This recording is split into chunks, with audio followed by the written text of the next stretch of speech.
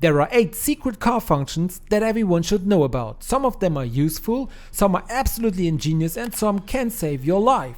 So let's start with number 1. Of course, the headrest can already save your life in case of an accident. But there is another function that can really help you if you are in distress. You can easily remove the headrest.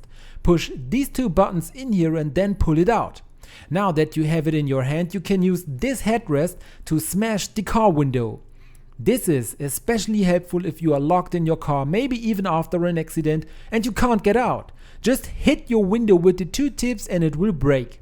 Of course, you can also use this if you want to free someone else from another car.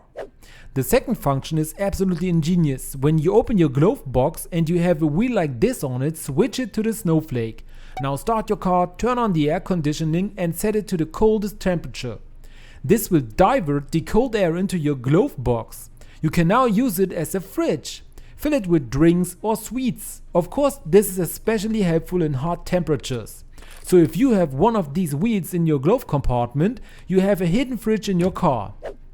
For trick number 3, you should take a closer look at your speedometer, or more precisely the fuel gauge. You might notice that there is an arrow next to the fuel symbol, which in my case points to the right. This shows you which side the fuel cap is on. This can be very helpful, especially if you are renting a car, because you can see which side the fuel cap is on when you pull up to the petrol station. When the sun is shining, you lower your sun visor so that you are not so dazzled. But did you know that it also has a secret function? Up here on the right hand side you can see that you can unhook the sun visor.